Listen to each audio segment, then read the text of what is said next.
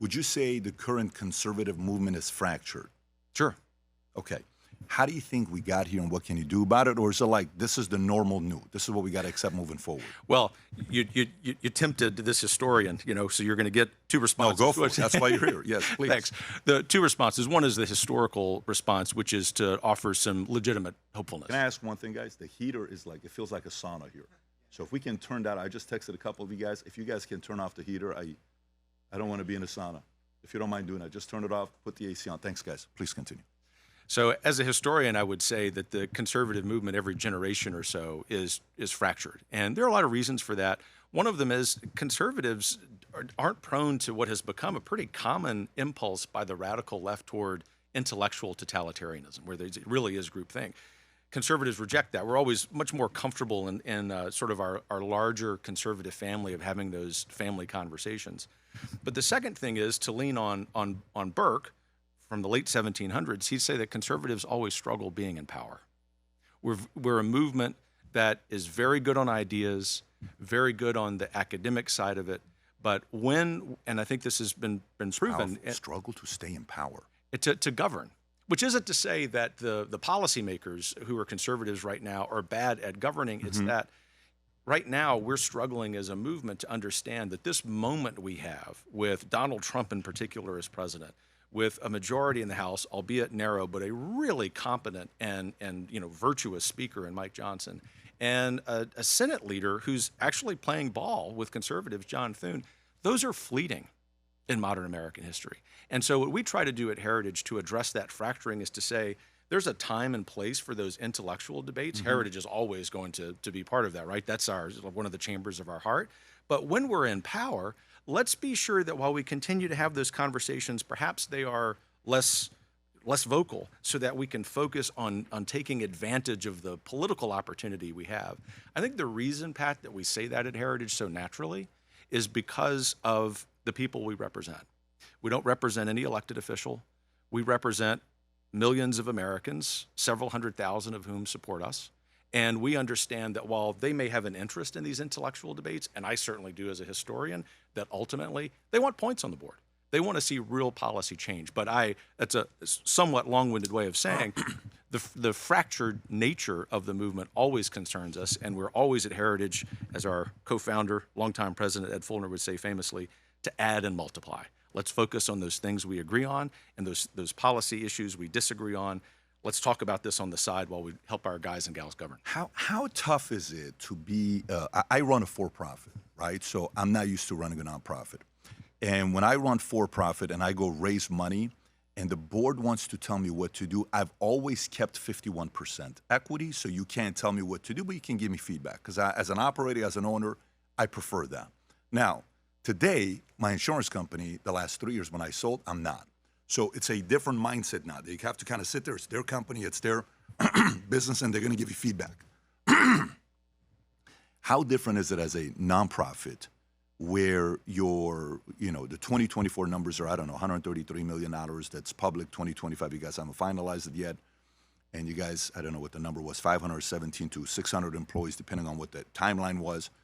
You're a good-sized organization. That's a very, very successful. Assets were sitting, I think, at 431. You guys are a real strong organization.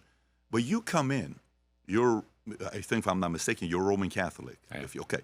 So you come in, I know Roman Catholics, they're very different. I know Christians, I know evangelical, I know LDS, all these. But when you come in, you probably have certain ideas that 90% you agree with everybody. But the 10% you probably don't, right?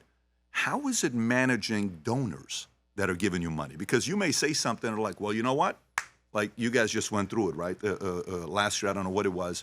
Newsmax said 60 employees and staffers left. I think the number was 30 when they left. And $13 million moved to Pence's organization, which, by the way, I never even knew he had an organization, AAF or AFF, I don't know, whatever it's called. And 13 out of the $15 million, they go to them. And then, oh, my God, what do we do now? Because the comments that were made.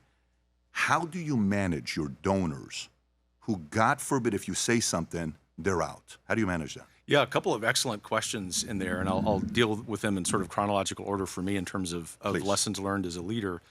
I learned this 25 years ago when I started a K through 12 Catholic school. And I went directly from the classroom, having been a history professor, history teacher, debate coach, to starting the school, which is a way of saying I didn't really know what I was doing. Probably thought I knew more. No doubt I thought I knew more than I actually did.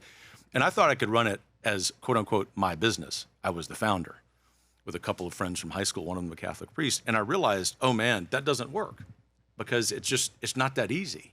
And the businessmen and businesswomen we had on that school board told me that, thankfully, very friendly way. And so I became a real devotee of Jim Collins, From Good to Great.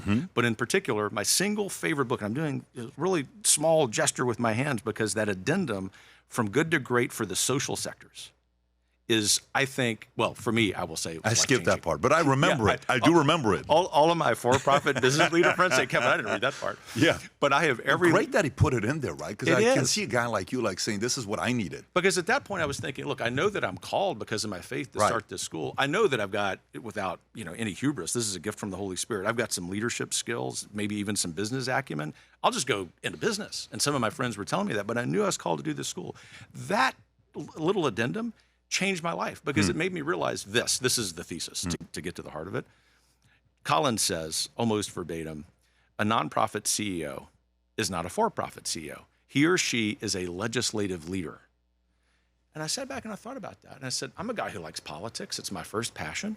That resonated with me. And so among the many things, for example, fast forward 20 years, that Speaker Mike Johnson and I commiserate on is both being legislative leaders. And I say commiserate because while he's grateful for the job that he has, he can't snap his fingers and even have 100% of his Republican conference join him. I can't snap my fingers as a nonprofit leader anywhere, including at Heritage, and expect all of the board, all of the donors, all of my colleagues to salute and move on. We have to build coalitions. And so the second thing that we have honed over the years at Heritage, certainly before I got there, and we have continued it, is working in coalitions. And so sometimes that means when you have a political realignment, which we're in the middle of right now because of Trump and because of the rise of populist conservatism, something as a historian I believe is very congruous with our founding, there will be a handful of people who decide they don't want to be part of that. And the way we manage that at Heritage is to continue to add and multiply, to continue to talk about what our aspirational vision is for the future as a way of managing that coalition. What other organizations, former political leaders want to do, and I mean this with the greatest Christian charity that I can summon, is fine. They can go do that. But I can tell you at Heritage, as I said on my first day, every day we're on offense. And if there are people who are nipping at our heels because they have a difference of opinion about our tactics, or maybe even how we are applying longstanding principle to policy, we respect them, but we're just going to speed up. And the American people are with us, which is why I can sit here smiling telling you this story. When we set out to create a shoe that blends comfort, function, and luxury, we had the choice to make it fast. We had the choice to make it cheap. We chose neither. Instead, we chose Tuscany, Italy. We chose true Italian craftsmanship, each pair touched by 50 skilled hands. We chose patience, spending 2 years perfecting every detail, and we chose the finest quality at every step. Introducing the Future Looks Bright collection. Not rushed, not disposable, not ordinary. Rather, intentional, luxurious, timeless.